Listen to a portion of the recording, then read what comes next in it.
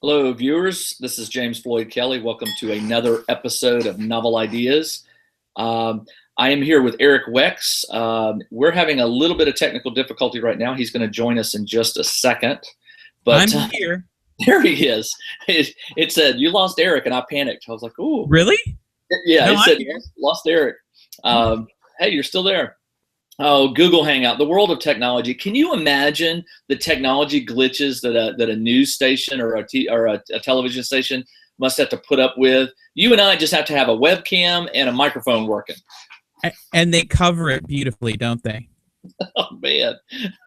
I like our intro because it says an almost weekly, which gives us an out. You know, whenever we have these technology glitches, we can go, we'll do it next week. That there's a reason it says almost weekly. Yeah.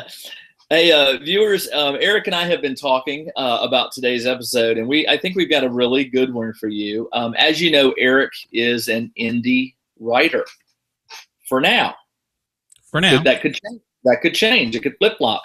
Eric, today we're going to talk about the long haul, making a decision. Are you going to go the indie writer route? Are you going to go the traditional route? And we're going to talk about also, why are we having this discussion today? Yeah, real briefly on why we're having this discussion. I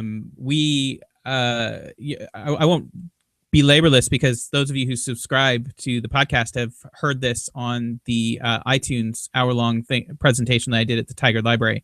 So if you haven't subscribed, you can go back and you can find this on iTunes. It's an audio-only hour-long presentation I gave on the state of indie publishing.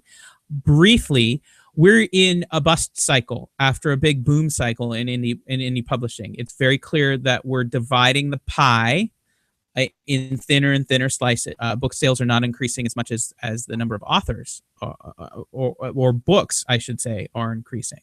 So that's fine, and I'm not one to be frightened from that, from the standpoint of like frightened enough to leave. But it does mean that you have to really consider this is the time to hone your skills. It's a time in a business cycle where you really make decisions about whether this is the place where you want to stay long term. So, yeah, you know, it's interesting, and this is probably I'm not a conspiracy theorist, but yesterday, Amazon marked the Kindle 7 Fire HD, one of their top dog Kindles. They marked it down $70. Was it $70 or $60? $60. $60 in one day. It was basically half price. And part of me is like, you know, obviously, they're trying to get the Kindle in more people's hands, which means they're trying to increase the reader base that they have, which means they're trying to increase book sales. It's the only reason. And it also is interesting to me that within the last 12 months, they made that decision to give unlimited, to offer that unlimited reading service for a flat fee, a monthly fee. So it does make me wonder if we've reached, and I agree with you, I think we have reached a point where I think sales must be slumping a little bit. What we know from Nielsen Bookscan is that total ebook sales only grew 9% in the first half of 2014. I haven't yet seen the second half numbers. They may be out. I haven't checked in a month. But we know that means that the growth in Kindle sales is flattening out. And I think I think you're also seeing a larger, I don't know, it'd be interesting to know the percentage of the market that are going to indie books and the percentage of the market that's going to traditional publishing, even within all those total ebook sales. You know, my wife is a big ebook reader, especially from Amazon. And I can tell you this, she ramped up on her reading at when she first got introduced to the Kindle and the ability to just download ebooks and read. She really took off. It slumped a little, and now, I mean, it's a flat line. She reads maybe 2 or 3 books per month, and that's it. It hasn't changed. It hasn't fluctuated. So if all Kindle readers eventually reach that plateau, it's you either have to bring new readers on, and they'll plateau eventually, or you have to find some way of getting people to increase the amount of books they read. And I don't know of any way to do that. And I really don't think that's possible to increase the number of books that people read. So I think we're looking at a natural evolution of a business cycle. Yep. This is what we should expect. So, okay. So what does that mean for authors? Yeah, that brings us to this decision that if you're a writer right now, an indie writer specifically, you may have a tough decision to make this year. Yeah, and I think that it's important to ask yourself why you're doing this, what you want to get out of it, what you hope your writing career will produce for you, and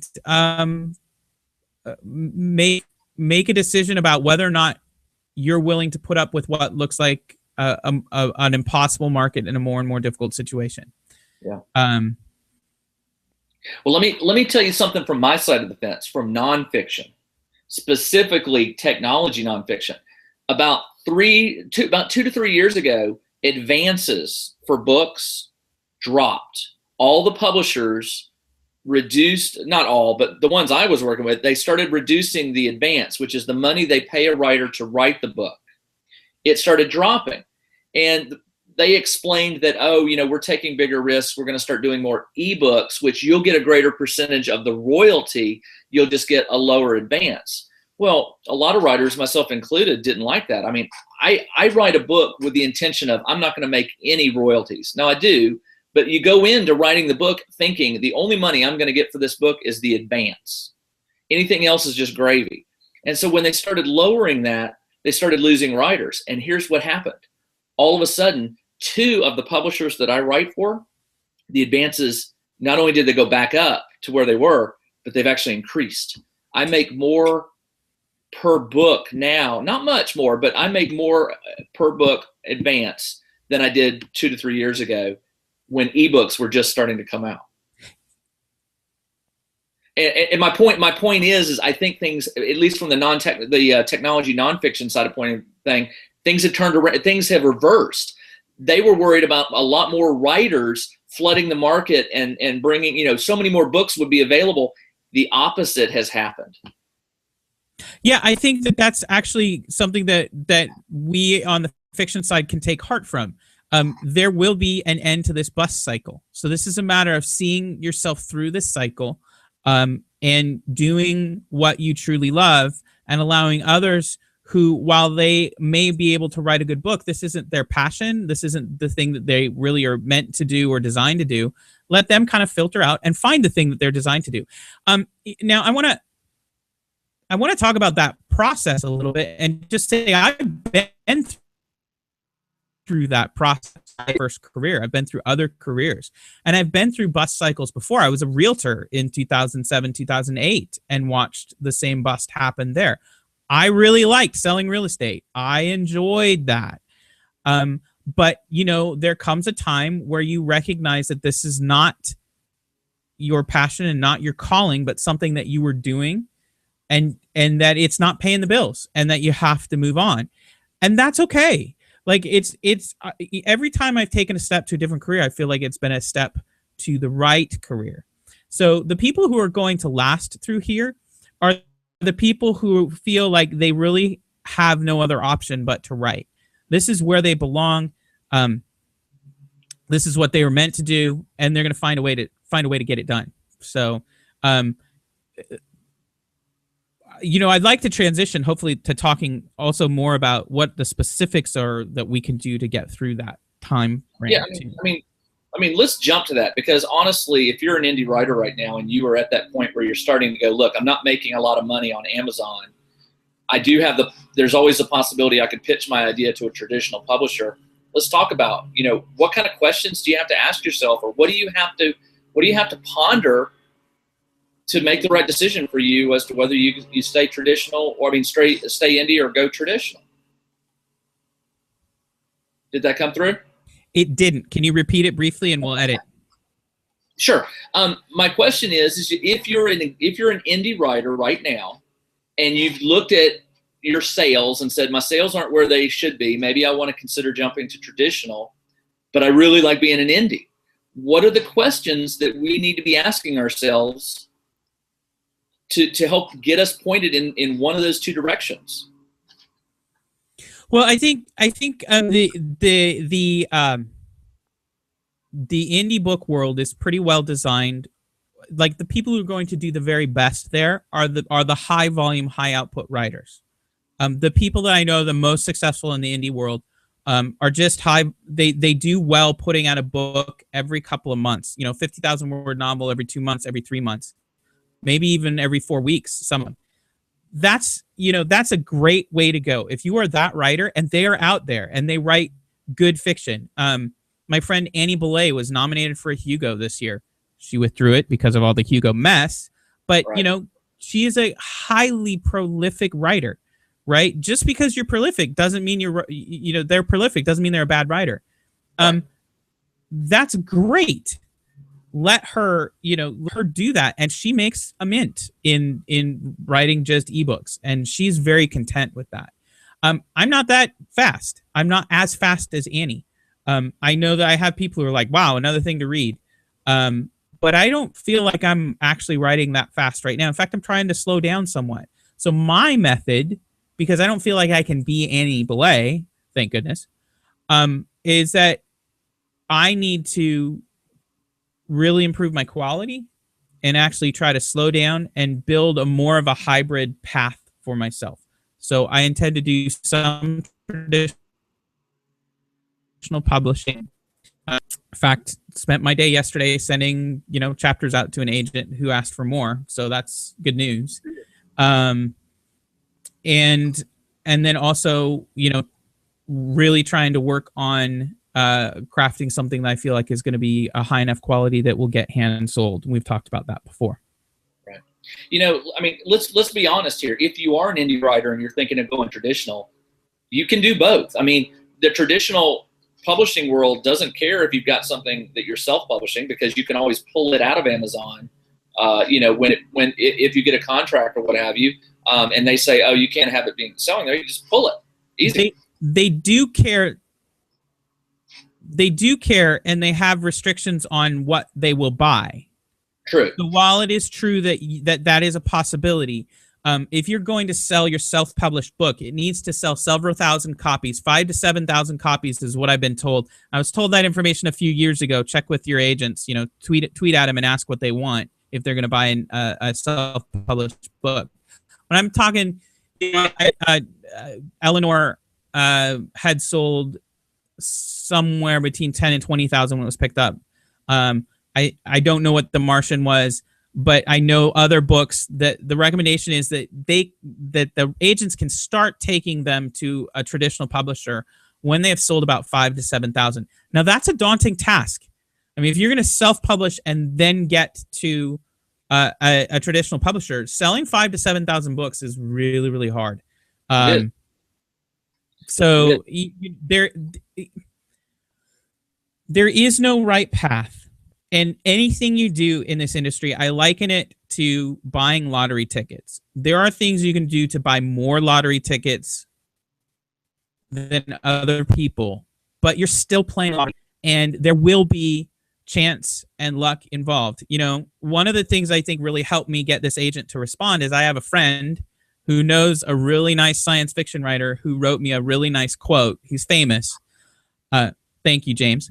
But I have this nice quote from a well-known that I was able to use in my query letter to agents that helps gain that kind of credibility that you need to get them to actually take a look at your work. So, there's always going to be luck. There's always going to be luck. It's going to be an interesting.